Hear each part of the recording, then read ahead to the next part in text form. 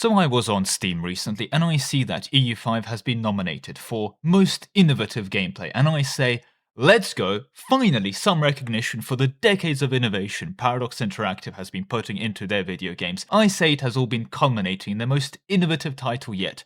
I mean, have you seen a game with more Paradox innovations than EU5? So today I'm going to help them secure their win in Most Innovative Game. I have compiled a list of the top 10 innovations that Paradox has put into EU5, and I'm going to go through them. And look, normally for the order of this list, I would have gone strongest or most game-breaking or whatever, but no, today I'm also innovating the design list of these innovations. So how they're going to be sorted, well, go read the tooltip on the video and find out. That will explain everything. And also, some people have been saying that there's no bugs in EU5, everything has been working as intended, in which case let me be the first person to congratulate Paradox on the innovative decision to punish all weebs and Japan enjoys by making Japan an unplayable mess. I love it. This may not be what the weebs want, but you know what, this is what the weebs deserve. My only problem with this, my tiny little complaint about this Paradox decision, is why did they punish the rest of us by also breaking 75% of all the other incident events in the game? Bit of friendly fire there, Paradox, but that is all just to say that I'm sure all the bugs will be fixed in a hotfix and then replaced with new bugs, so no need to worry about that. I'm not going to talk about bugs today. No, only intended features, I mean only intended Paradox innovations. Only those are going to be making it into today's video, unless those innovations become bugs in a later version and fixed, or those bugs become promoted to features. See, we're all just so blind to the vision of all of these Paradox innovations. God, it's so innovative. And the first innovation I want to talk about was the genius decision to make all slaves still pay taxes. Those freeloading bastards have had it too good for too long. They've been sent over here, taking all of our jobs and not paying any taxes, leeching out of our economy. Get them out, I say. Now, you may be wondering, how did Paradox innovate slaves into the tax code? Well, let me tell you, that's because of the peak Paradox innovation. See, all slaves, laborers, and peasants are in the peasant estate, so all the profit that slaves make go into the peasant pool, which, you guessed it, you can tax. And you may be wondering, why are all peasants, laborers, and slaves inside of the same estate, and all sharing their money? Well, you see, Paradox Interactive innovated their way into a copy of Das Kapital. So now your peasants have class consciousness, and when a bunch of new peasants or even slaves arrive in your country, the peasants will immediately spend their life savings on buying goods for their new brethren. But don't worry, Paradox doesn't discriminate either, as their other innovation, right? They've got all estates working with this new class consciousness mechanic. Let's say you're playing England, and you chomp up France. Well, congratulations, your nobles are going to be demonstrating their class consciousness commitment by spending all of their life savings on the French nobles' luxury goods demand. Speaking of luxury goods, you ever notice that there ain't ever any lacquerware or porcelain or spices in Europe? Did Paradox Interactive innovate Italians into adopting British cuisine?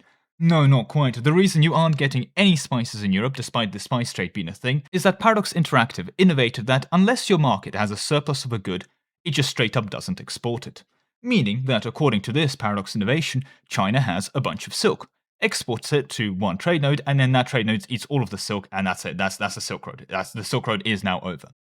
This is much like how in real life the United States of America had a massive chip shortage, so it banned exports of it to China, so they could fill all domestic demand. But now that they've filled domestic demand, they can now export it. And the side effect of all of this is that, of course, by following this particular Paradox innovation, we can see the price of computer components falling in real time. What do you mean the graph is upside down? It's clearly not upside down. You need to go innovate your vision. Speaking of innovating your vision, Paradox, please.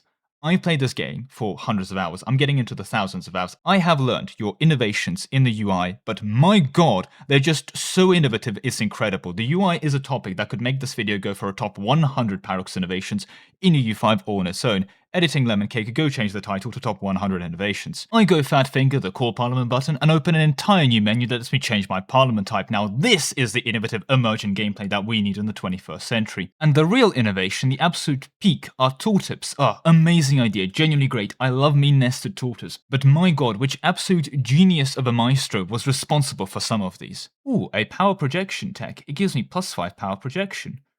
I wonder what power projection does. Let me hover over this inside of this nested tooltip and see if it tells me. Game of the year right here, get that French shit out of my face. Does that game even have nested tooltips? Oh, I'm sorry, it's a turn-based masterpiece. You telling me EU5 isn't a turn-based game? You just haven't played past 1450. Now though, for the UI, I've been told Paradox Interactive has heard content creators complain about how hard it is on YouTube, inconsistent incomes and all those YouTube policy innovations from Google's end. So by the way, thank you very much for innovating the like button and the subscribe button. Either way, Paradox has decided, no, I mean, they've innovated a way to keep content creators for EU5 fed for decades to come. The real innovations within the job security system, that is of course the EU5 UI system. This system is so goddamn innovative that you can make nearly endless YouTube videos explaining innovations like, oh, you want to go change a succession law? Would it be maybe in the laws section? No, it's this button over here. Nah, massive thank you to Paradox for supporting creators with this one. Speaking of compliments, John Editor, please remove the 0 back from the title. I've realized Paradox has been innovating with my best interests at heart the whole time. Well, that was cathartic. That being said, the real Paradox innovation, the greatest one inside of EU5 without a doubt, is that despite this video, and the fact that this could be like a 100 item longer list, I mean, I didn't even mention forts. Speaking of forts that they're getting everywhere. I see them forts. They made me crazy once. They put me in a fort room, a room full of forts which made no. I'm getting better. I'm getting better. Right. No, as I was saying, the real Paradox innovation was despite the literally everything. I mean, literally everything in this video. I'm still playing and enjoying the game. It has, to this day, majority positive reviews on Steam, and when you wade through the walls of innovations, bugs, and peak UI implementations, well, despite everything, it somehow is a good game. That is an incredible achievement, and truly the greatest innovation Paradox Interactive has put out there to date. To innovate so much, and yet still have a good game at the end. Oh, also, I only put top 10 in the title, and I've only now realized I've only mentioned a couple peak innovations. Well, that's really, actually on you. I innovated a new type of counting.